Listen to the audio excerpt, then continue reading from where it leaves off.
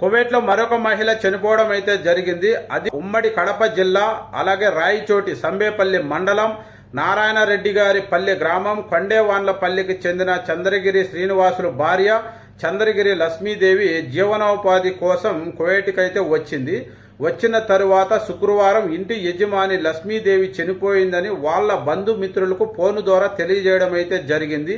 ఈ విషయము తెలిసిన వెంటనే కుటుంబ సభ్యులు అందరూ ఆందోళనలో పడ్డారు. ఓకేనా, కానీ దీని పూర్తి వివరాలు అయితే ఇంకా బయటకైతే రావడం లేదు, తెలియాల్సి ఉంది.